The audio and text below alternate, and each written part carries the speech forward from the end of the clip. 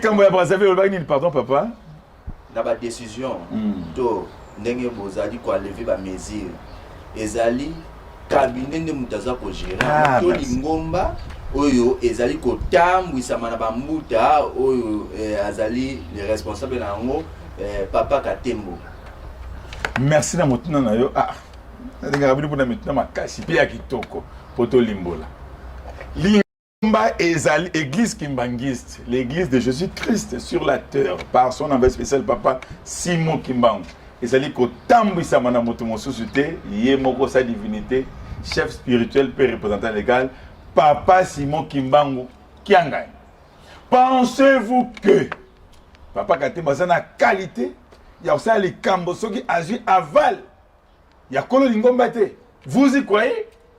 Pe asala les kambo baza koloba ndenge ndenge mokonzi akangi matoi. Vous y pensez, vous y croyez? Papa Katembo a mis ça les lakate. Kolo Lingomba apesi à décentraliser le pouvoir. Yozali mokonzi en charge de la commission de discipline et conciliation. Révérend Ndombasi, Yozali directeur de cabinet. Moto songolo par la moto na ba attribution na ye. Mais tant que mon papa Katembo a constaté anomalie. Oui. Révérend Modoudou. Chef de département en charge de l'évangélisation, PSA premier cyprien. Papa Wumba Bundu, directeur de l'école biblique, représentant légal premier cyprien. Ndengiwa. Montena domaine na ba évoluer ka montena mo konza pesa bango ba attribution na bango. Révérend Katembo nenda ndagi bande kwana baza baleki. De baza ko ganga baza ko tomboka. Yo papa Katembo yo nani? Yo za voyou, yo za nani? Papa Katembo ko sali kambo ye moko. Ako komisalela. Nalobaka na explique kango mikolo nyonso awa. Ce culte matinal esili. Leki nanga kuna sana sima. Waza journaliste, il y a presque Angola. Waza journaliste. Afonso. Ayebi elando Afonso, azana sima caméra. Ayebi ndenge nkamba to fonctionnant. Ce culte matinal esili. Ba papa Katembo bango misato na papa Katembo, papa Umba, ville sainte. Pour papa Modoudou azana Kinshasa ba kota kana kati ya ndako la résidence officielle ko sololana mokonzi ko pesa rapport moto na domaine oyo yazali responsable ba dossier disciplinaire ezalaka pe ba pesi mokonzi rapport likambo ezabo mokonzi pesi pe ba orientation ba directive et ko salemela boye boko traiter yango boye okansi papa Katembo ye moko de lui-même azotambusa Lingomba na ndenge na ye. Quel courage, quelle audace. Les gens ne connaissent pas les réalités et le fonctionnement de Lingomba. À décentraliser le pouvoir, moto na domaine, c'est clair. Bon, Kamata, il y a ça, Lingomba, vous vous trompez, mais Batouana, te permettez. Et ça, manière de Kimbangi, c'était Batouana, to Batouana. Kasi ba kende bana Lingomba penza ba ko kende penza pona tango oyo sok to ko bokula mabete to bokula mabete soki mbeba ezali ba ndengi wana ba sanctionner bango te po ba fingi ba autorité ba na moto tiaka yo kasi ba so toucher indirectement papa Simon manqué à le chef spirituel bah doit toucher même les conseils directs en charge d'administration. La nani ba audio ango belé permettez autant la bango minewana moko na bango aza même si Lingomba abundaka soki na paroisse aza mona corps de dirigeant si maya Lingomba donc aux de si Lingomba on se permettre le luxe ya koya na paroisse il y a talanga na Congo Brazzaville obandi ko sala vidéo oza ko finga pe baza ngai pasteur wana ngakutu na place ya papa Katembo na passer atala ngai à cause de sanction. Permettez. C'est grave mentalité oyo eza ya bisote. Na yo comprendre que ya bazalaka na talangai, na talangai. J'étais qui talangai oyo kindaka 26 kindaka bango surtout ba dissidence. Kindaka bango nyonso. Na yo comprendre bien ba garçon na baza en intelligence. Na bata dissidence parce que na bakasambe bazali bana talanga baza kuna na yo comprendre mala mona bia donc oyo te lobaka l'infiltration est systématique dans l'église. Infiltration. Donc, au sommet même de l'église. Donc, Yangwana, Papa Simon qui a sa divinité, Nzambe, Azakolo Mikolo Nyonso, Nava Malobani na Tongo ete, Bizaleli ya moto na moto, Ekoyeba. D'accord. Bizaleli ya moto na moto, Ekobimo. Très bien. Papa, il y a Roka Koloba, Olobi na Omini, Teloki, Papa Nassima Kesa, Ayoki, vraiment, Azo, Kuba, qui est au sur le Koloba Lissou. Mais ce qui est totali, moi, il n'y en a pas mbatté. Pour ceux qui moi, moi, ils sont bon, ceux qui ont les bangatés, moi, il n'y en a, ils ont été. Batouana basidiki pour année. Mais quand vraiment qu'on se soucie, biso bande découpé ou bazoli qu'on a biso. Baï, pourquoi Batouana basidiki? Raison à bon zakine. Merci. Ok. Bah, responsable de la Faki. Bah, il y a aussi la sensibilisation. Mobilisation. Dans des paroisses différentes, où il y a Congo Brazzaville. Na Brazzaville. On se pose na Brazzaville, na capitale. Tant que ça les manqué, il y a eu un problème. Oh yo bambuta, bah c'est pas la quitter. Problème ni. Bah le bi, dans ça la maîtrise on va mais bah c'est que bambuta va c'est pas la quitter. Ça mais na kamusuki ya Covid, des exemples na 4 suki ni l'état kangaki. Et puis bah on ça là yango sans aval ya bambuta. Bah qui va faire la sensibilisation ceux qui le morandé on ceux qui na bonne sanité. Ya bambuta va sanctionner qui bango. Ceux qui na bonne sanité pour n'en c'est une kamuna précision. Très bien. Bah il sur le Cambo, va sanctionner 4 personnes. Nous avons besoin de téléphone pour se référer malam Bogolim Bisangaï. Donc va sanctionner Bambazaï 4, Daresh, Divin, Fofo, na Goffin. N'a bien Daresh, Divin, Fofo, na Goffin. Bazali ba musicien à fanfare kunana Congo Brazzaville. Goffin zali dirigeant technique. L'équipe propre ya Papa Rifin à Soumbe. Président général, il y a des surveillants qui bangissent dans mon kili, 4 coins du monde entier. Tant que suspend les bangos pour na kambasala qui wana, Goffin va suspendre hier, parce que est dans une image en awa, azaki na fille moko boye, bazo bakangi ba c'est système obenga ka selfie, bakangi vidéo, ba sali vidéo. Et ça sextapé.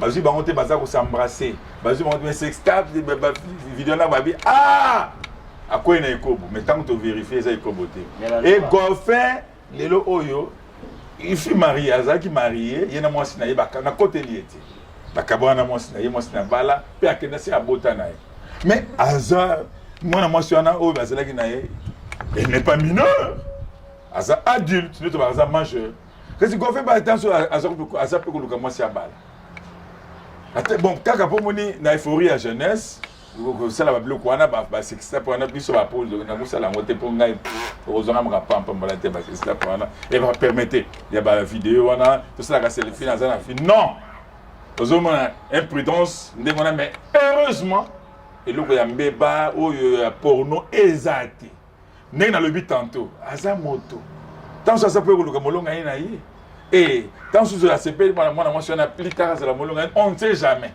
et loko ma bezala gité. Mais ton landeli yango te komona ke ah maman surtout na ko pas les cambeta makasi. Très bien. Tata ya Barifin Assoumbe, papa Rifin Assoumbe président général va surveillant. Tata ya Goffin. Oyo Goffin Azali ouais Azali dirigeant technique ya fanfare na Congo. Nazo kenede papa okim sanga filide. Toza côté ya tata ya papa Rifin révérend Assoumbe. Tant ya sala ki selfie wana que bazo sola na mwana mwasi wana azalaki déjà na ser mobeko to non oyo kiteke baye ko suspendre kasi tant ba profiter image wana kasi ba suspendre ba unana makambo oyo ne bakene ko la sensibilisation na ba paroisse pour na télé fanfare na bango wana pe dossier mosusu oyo bika biloko ba réseaux sociaux tant ba image bobo mokili mbaba collège ya RC Congo Brazzaville, ils sont méchants ces gens. Oui, parce que tous Tozalaka. Nangula babenga biso bashungu, balanga, dozaiko langa. Babenga. Batoyo. C'est mboka ya Kimbangu bazo bunitsango na kaka na iloko yo sala royaume Congo. Donc Congo Brazzaville, Angola, balinga biso te. ya komete ba benga na biso na mboka wana po ba lenga te to benga ba congolais ba onde ba congolais ba benga biso ba zaïrois ils sont méchants ces gens. Oui, parce que toza ba zaïrois ndenge identité tozalaka net nangola ba benga biso ba shungu ba balanga dozaiko langa ba benga batoyo te mboka ya kimbangu bazo bunitsa ngona ba kaka na iloko ezo sala royaume Congo. Donc Congo Brazzaville Angola balinga biso te ya komete ba benga na biso na mboka wana po ba lenga te to benga ba congolais ba onde ba congolais ba benga biso ba zaïrois ils sont méchants ces gens. Oui, parce que toza ba zaïrois ndenge identité tozalaka net nangola ba benga biso ba shungu ba balanga dozaiko langa ba benga batoyo te mboka ya kimbangu bazo bunitsa ngona ba kaka na iloko ezo sala royaume Congo. Donc Congo Brazzaville Angola balinga biso te ya komete ba benga na biso na mboka wana tata na bango révérend Asumbe papa na bango le 11 novembre 1980 papa Fumalongo na papa Kulutu bakenda kotika ye wana ba rifin aïfenga papa pour tous na une dizaine d'années hein batela ba 10 11 ans boy banotika bango kuna na Brazzaville baketika tata na bango comme chargé de mission résident au Congo Brazzaville et représentant personnel du chef spirituel papa Diangue Dakontima en son temps. On est ba catholique balobaka azali lokola nonce apostolique. OK. Donc yé moto baneko bien que président du collège azali wanda mais il y a des représentants, il y a Papa Diangue. Il y a des surtout exhortation. C'est lui, Papa Asumbe. C'est une politique, il y a fonctionnement, il y a Papa Diangue, la politique. Il y a des attaques bango kuna. Alors, il y a des boye, na malobana, le na Papa Asumbe, na tieo awa. Qu'on fait ça, ma casse entre Congo na Bangala. Parce que la deux tribus, na Congo na Bangala. Yo devoir na yo zali tâche ko sangisa bango bomo ko ezala ti bavanda kuna na ndenge aye okufa mais bitumbe zali makasi pona nini papa Diangue ndai ko tila biso zaïrois atambusa biso pona nini et pourtant biso mo toza awa toza ba congolais toza pe compétent toza dynamique papa Diangue za politique na ayebaki pona nini ye moko nzambe basondaka motema na ete ndenge atiki bango bana batiki na kata likambo bango ba continuer basalaka musala Goffin comme azapi makasi lelo oyo ayeko koma dirigeant technique ya fanfare oyo etali nzembo na motu na ye fanfare on eza na ba privilège ebele oke na l'état bitubeze ebele moto moko aza kuna asaka na présidence na ya nasa oya envers bimaka soki ebimi basomela bango me bansima kitoko des nsima pimpant mais DT pourcentage ce qui est bah bien que ça là en tout cas bazalaka transparent na côté de bangote mais kitoko nous sommes les kaka ezalaka kitoko benda na ezalaka te mais maman ya likambo na ba cérémonie minene ba ko kende ba bengisa bango ce qui oya azalaka na présence kuna Kasambe alinga tia batu ya 26 fanfare 26 kende présence à sur le bi pas question ba ko limbisa ngai toko kende fanfare auto yebi kaka oya nkamba papa Simon Bonki ngai et betaka kitoko au mwana wana ya pembe ya kitoko bogar ayembisaka basalaka fierté ezala ba cérémonie ya l'état ezala nini bazanga raté ba voyage bazako kende na mokonza mboka kitoko mais ça la jalousie pona nini zaïrois nde bamba bengaka aza kotambwisa fanfare awa na Congo Brazzaville fallait ezala biso mama ya likambo jalousie yango wana opto baka na français la xénophobie bango moko ne ba autochtone ba congolais à Brazzaville ba tambusa eloko wana e bandaki jalousie ça na papa na bango Asumbe révérend Asumbe oh papa Diangue a attaqué comme chargé de mission résident et représentant personnel na ye pour nani papa Diangue na télévision motoyo azaza yewa il fallait ça de biso moko ba na mboka oyo pour ça comme tout na té bazalaki 4 personnes suspendues Daresh Divin Fofo Goffin bazo telemelaka ka dossier ya Goffin pour l'année baza zaïrois bango balingi bango moko ba autochtone batambusa lingomba batambusa fanfare mais il est compétent très bien papa Katembo a mis ça l'élité ezali likambo tango ba apprécier niveau ya commission ba tel que non eza boye ba apprécier rapport acquis des droits et ba ju instruction papa Katembo a exécuter a misale la kate wana na côté l'été mais ezala kandingi wana permettez papa po ba reprocher ba bi au tigre la ba journée septembre lo baté mingi merci ça yango wana mon problème ngala le baka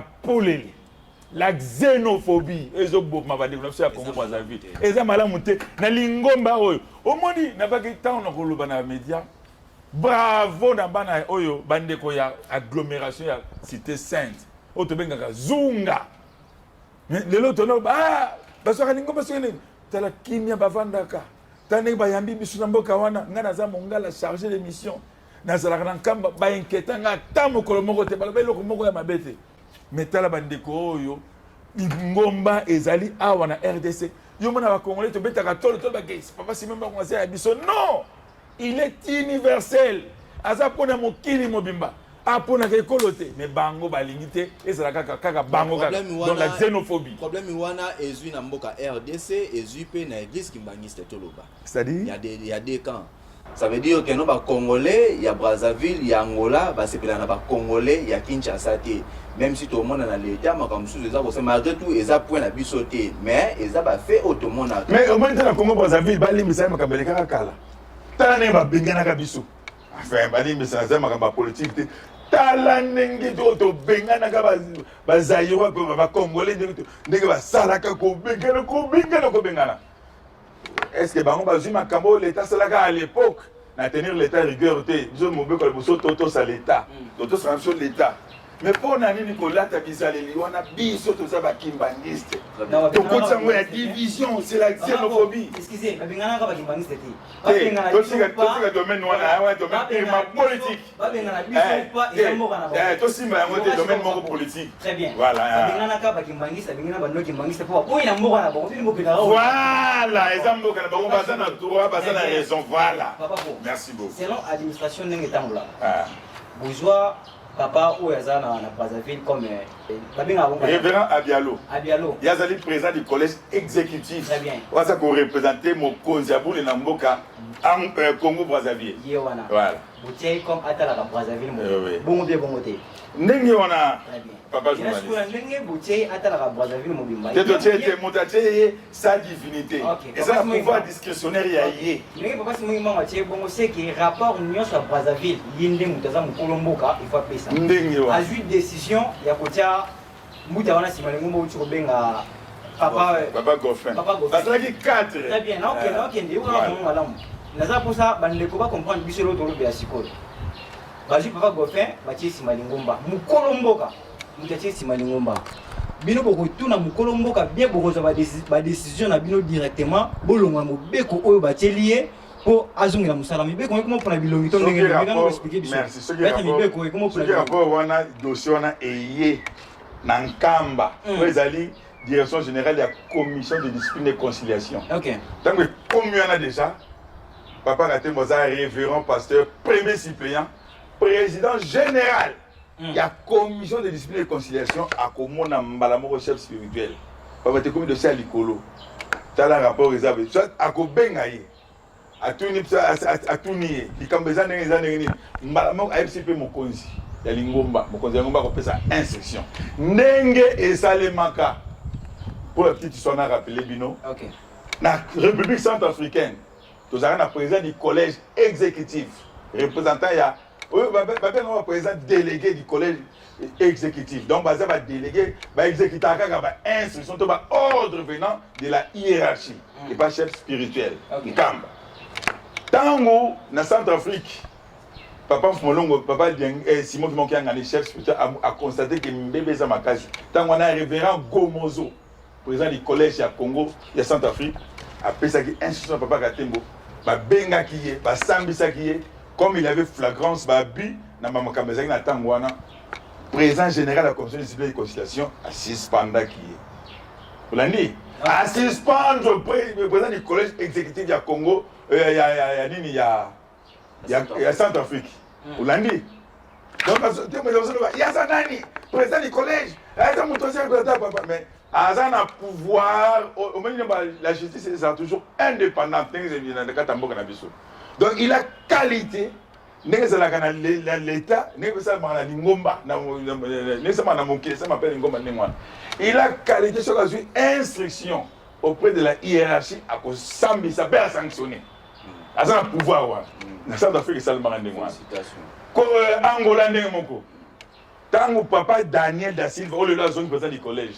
Mbeba ezalaki na makambo, ba Sambi, ça ka écoute publiquement en camp. Et 3 mois après, sanctionné à tirer rapport sur la présidente du collège. Ok. Samuel Soukami, révérend Samuel Soukami, oh, a outi ko la présidente du collège. Ba outaki ko sambi saye, kaka pombe ba ezalaki. Na makampe belé. Ba sambi seki na kamba na président général de la commission de discipline et conciliation. Quelques mois après, il y en a pas kendaki.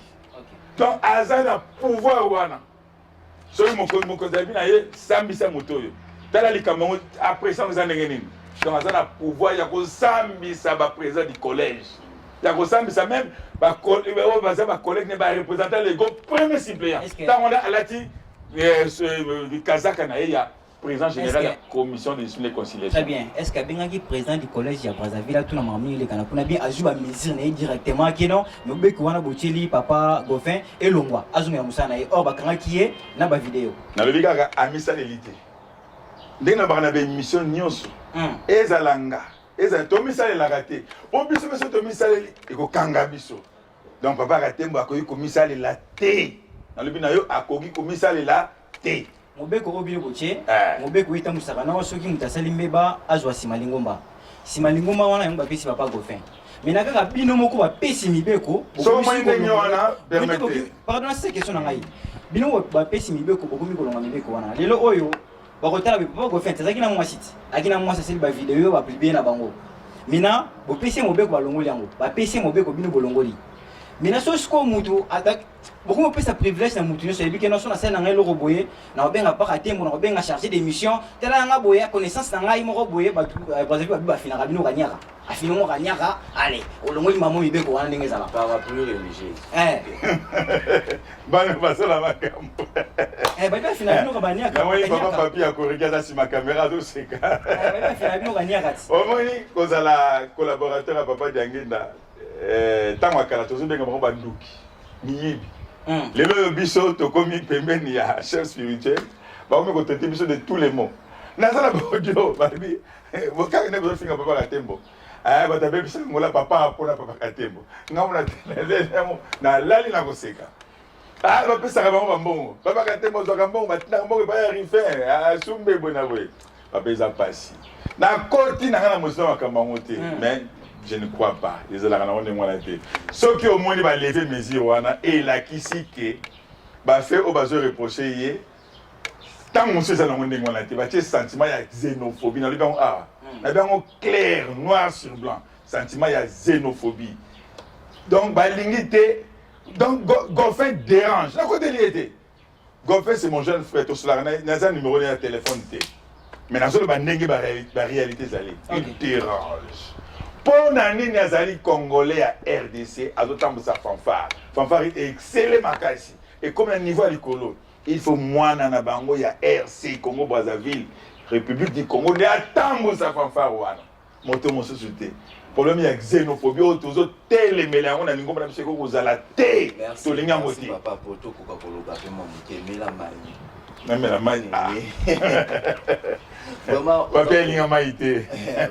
oui oui alors oza ko manyola ngo kitoko oui papa papa apozo loba eza vraiment na nzela merci na mwani papa Jansi aza convaincu naza convaincu maman eza solo wana za koloba bato baza komona yo kasi ko place likambo ko papa Goffin ba suspendre bango 4 oui papa.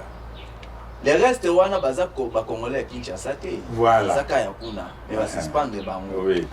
Daesh divin na fofo. Ceux na bosete la kangi ba komonga la siko.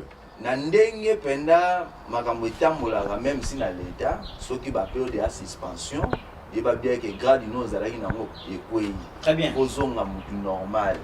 Donc malgré tout attends qu'on va lever mesures, est-ce que va lever na grade na ye façon la musala na ye wana orozong c'est répondre. C'est na répondre malamu. Papa pour répondre biso.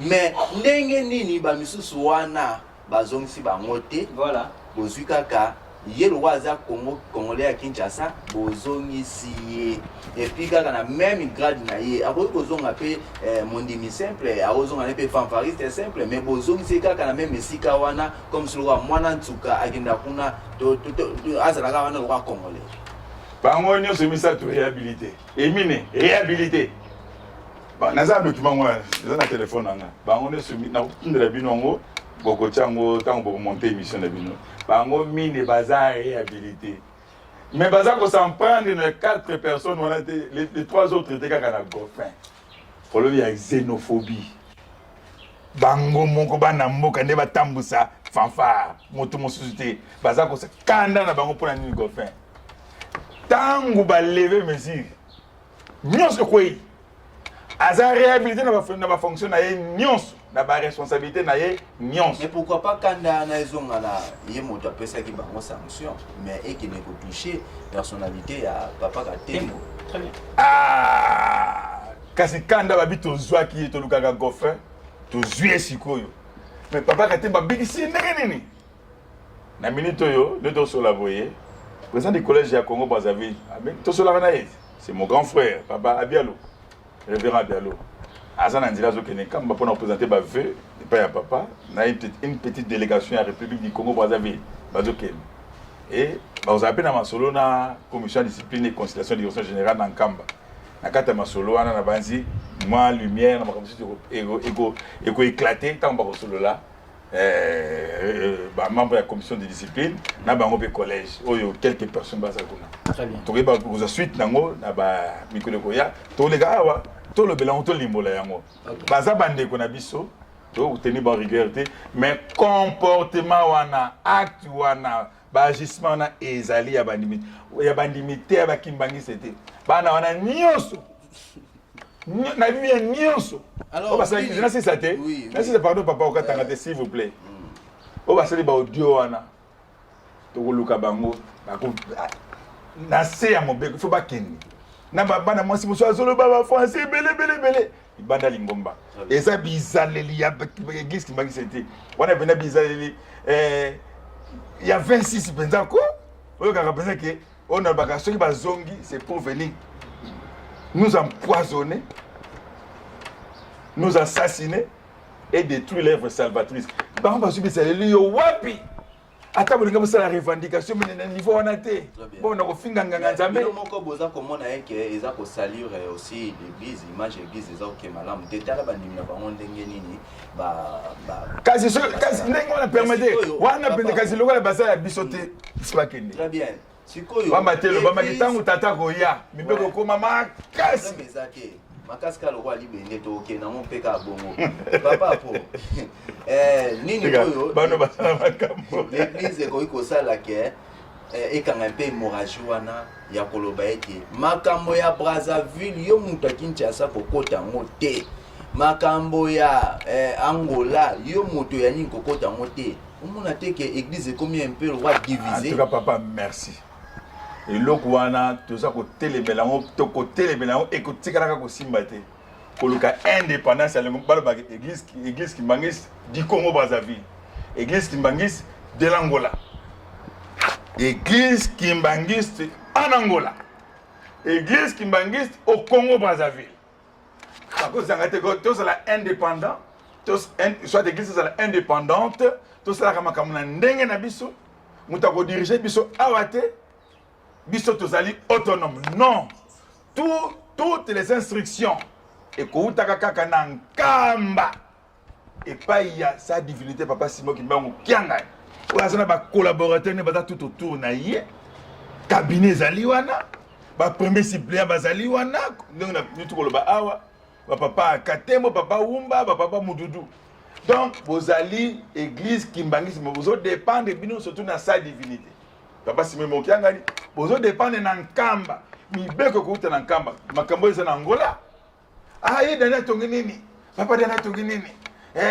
Ba Angola bazo ba konza Angola bazo ba dana so sa eloko te. Mon soto ke na kaka Nkamba. Biso instruction liboso totonga Nkamba. 3000 francs. Moko mike. Botinda batu so pesa 3000 francs seulement. Ya lokola 2 euros. 3000 francs, non, non, oui, 1,5 €. Papa. Parce que pour nous, tout en kamba, toujours bon gama, na fait un centenaire, tout en baba paya et belé. Il faut tout en kamba, mais tant que tout en kamba, il y a peu comme ça na paroisse, il y a peu comme ça na mboka na hote, malembe.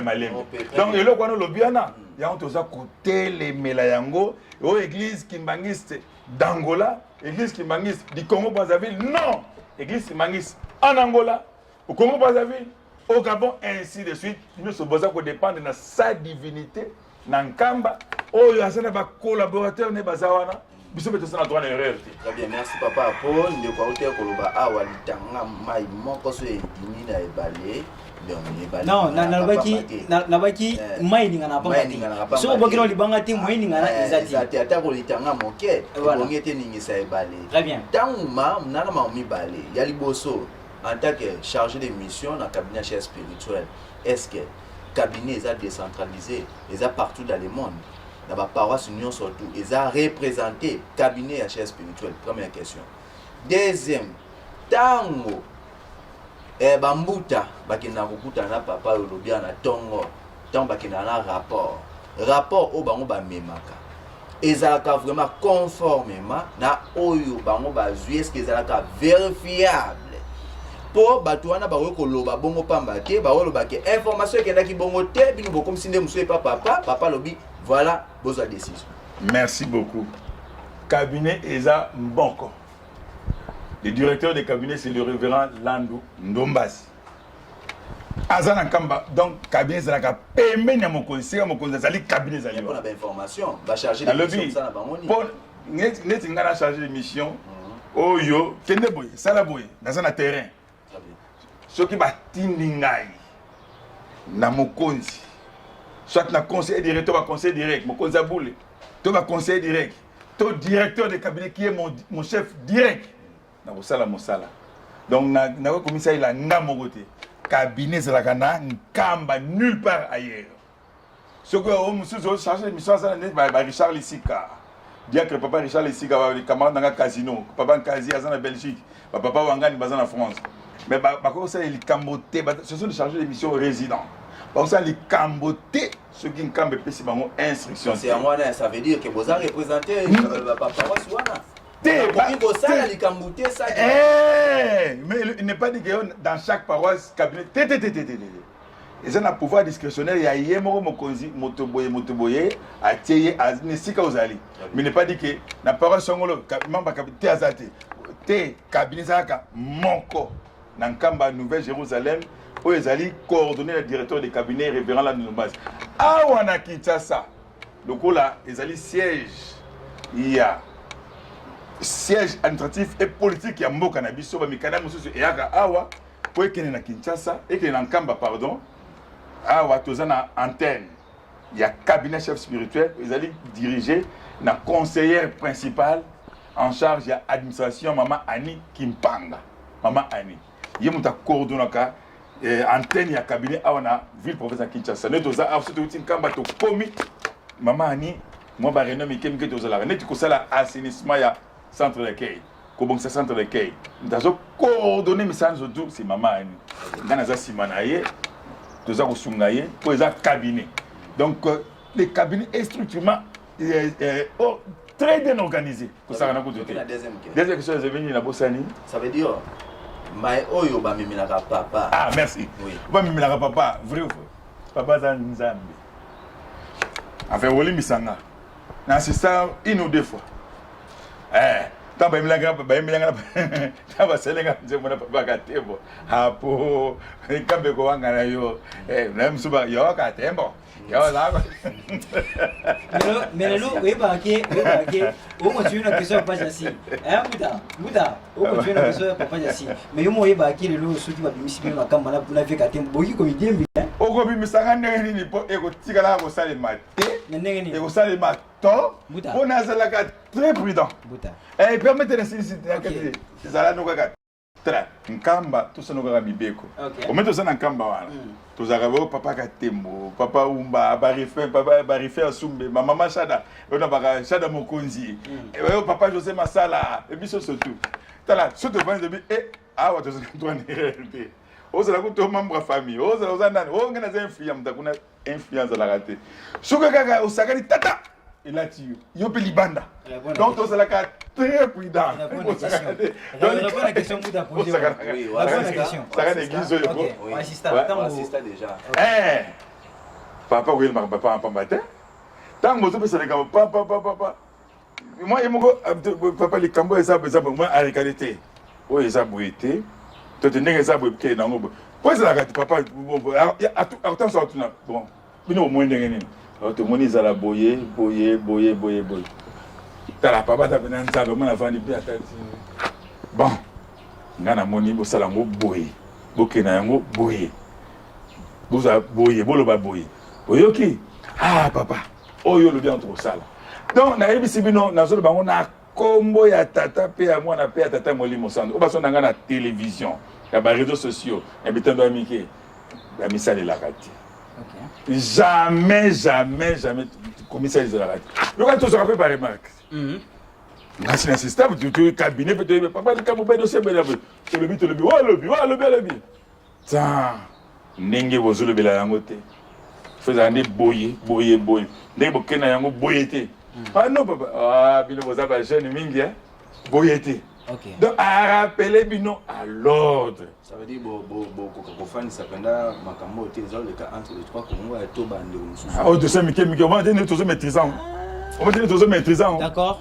tous les gars to discipliné lingomba Angola on est dans le bac une émission tu collègue na splendeur secret à Mosala misara yango te très bien 2003 tozobenga pour le bulldozer wana zana mon côté muta komisa pour Angola zate ndenge pour la manga tondi manga te merci beaucoup papa Paul Loin déjà on le belango déjà bande koyoka mambo eza pour les gars Brazzaville omoni so tellement vraiment en profondeur et ça bien Brazzaville s'il vous plaît bande ko Brazzaville baza vraiment ko tomboka non seulement bande ko Brazzaville au balobaki wana mais ça pena bande ko belé au balobaki donc balobaki vraiment belé papa apo salimba omoni ko pesa mutu mobeko surtout bobimisi mobeko mo bwe 12 ans simalingomba mutu asama mbebe mo mke 12 ans peut-être vous éviter ngana informer bino ezana bato belé na ba paroisse ba pesa mo ba 12 ans simalingomba pa pasteur na bango po aneni mibeko ute kamba mina papa yebisa ngai opesi mutu 12 ans simalingomba mutu wana azaka na makasi osambela ba pekisa mutu église ndenge église kimangisi ezalaka non opekisi mutu 12 ans simalingomba mais opekisi ndambe mo santé et l'autre bosanaka papa simongi mbanga za nzambe atalaka mokili mobimba nga okopesa ngano ndinga olobati soki na bine na yeso mamba 26 non c'est pas merci malingomba okopesa nga simalingomba mo opekisa nga pasi moyo mbango te partout on okende na lobaka kuma pasi moyo mbango mais so opesa nga simalingomba wana eza makam na bino yo na bibwe tant boktiaka mibeko na bino 12 ans simalingomba est-ce que bandima pasi moyo mbango moteki bazobunga ebele paroisse moko te batia mutu 12 ans et Bazali nazana bango bakombo na bango même non bazali ngana yebi bato na pesa bango mwana petango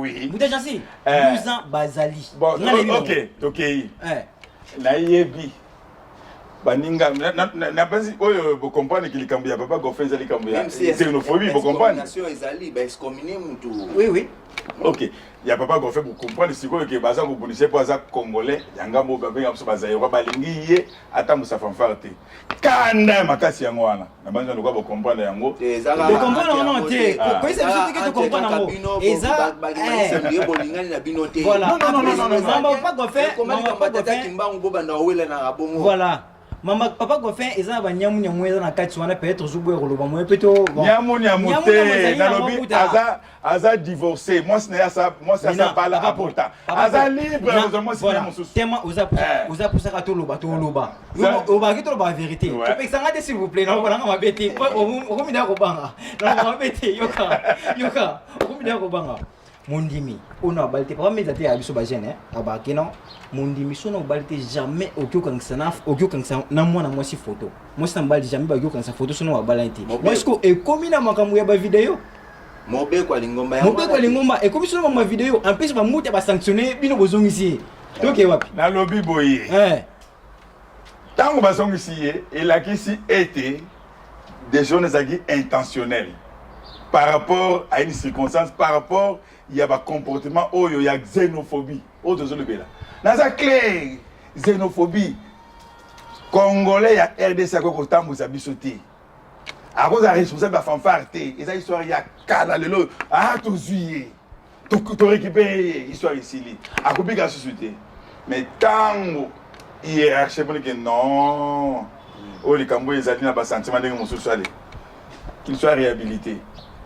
Malamoko azongi na bafongi ya moni kanda wana bangangulu wana donc bazui kanda ya yo mona yo sa sima lingomba soki 6 mois soki combien d'années soki combien de mois mais oye na kata paroisse papa biloko yo ba pratique on église qui mangi ndima ngote jamais ça c'est l'église qui mangi c'est une kamba to ko ndima ngote